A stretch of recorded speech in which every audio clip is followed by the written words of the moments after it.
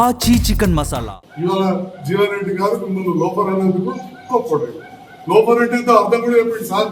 మీరు 20 కేటీఆర్ గారు లోపర్ party BRS party అన్నారు. దాని అర్థం కూడా చెప్పండి. మా పద్ధతి ఏమిటారు అంటే ఈ రకంగా మిమ్మల్ని అనరాని మాట్లాడిన అందులో గొప్పలు మేము కొన్ని పరిస్థితుల్లో ప్రభుత్వానికి కలిసి పనిచేస్తా అన్నారు మాట్లాడుతున్నారు.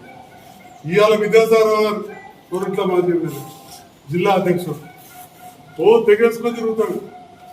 ఏమన్నాడా విద్యాసాగర్ గారు తండ్రి కొడుకులు ఇద్దరు వినాలి, మెట్టెల్లి ప్రజలు వినాలి, అంతకంటే దూరం అవసరం లేదు వాళ్ళ ప్రచారం కంటే. ఖాదీ బోర్డులో 12 కోట్లు తిన్నాడని చెప్పి ఇదే జీవారెడ్డి గారు అన్నాడు కదా.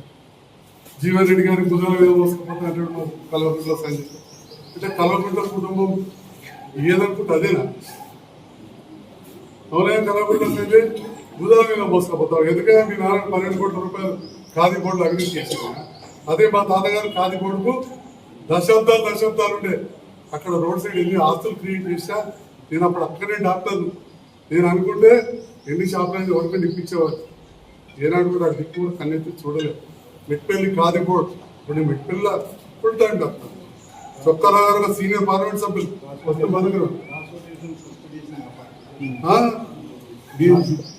మీరే కదా విదేశాలను సస్పెండ్ చేసింది.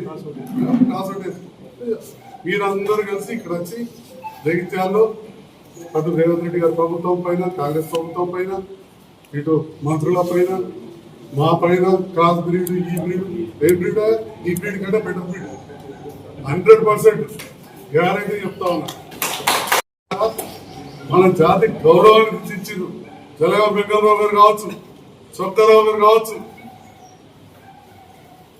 ఎంబేద్కర్ గారు కావచ్చు, వరంగల్ పురుషోత్తమరావు గారు కావచ్చు, ఇంకా చెప్పాలంటే విద్యాసాగర్ గారు ఎన్నడూ కూడా జాతి గౌరవం, కులం గౌరవం తీర్చేలాగా ఎన్నడూ ఏ ప్రతిపక్షం అంటారు. సిఎస్ రాజేశ్వరరావు గారు ఇవాళ కలవకుంట్ల కుటుంబం రాజకీయాలకు వచ్చినట్టునే వెలవ జాతి గౌరవాన్ని తీర్చుతున్నారు. అందుకే ఈ జాతి గురించి తప్ప మాట్లాడుతున్నారు. ఆలోచన చేయండి, ఇప్పటికైనా మార్చుకోండి. ప్రజలు మర్చిపోతారని అనుకోకండి. జగిత్యాల అభివృద్ధి ఏంటో చేసి చూపిద్దాం. వచ్చే ఎలక్షన్ లో పక్కా చెప్తా ఉన్నా, కాంగ్రెస్ అభ్యర్థి ఇక్కడ ఎవరున్న వాళ్ళు గెలిచి తీర్థరని కూడా చెప్తాం.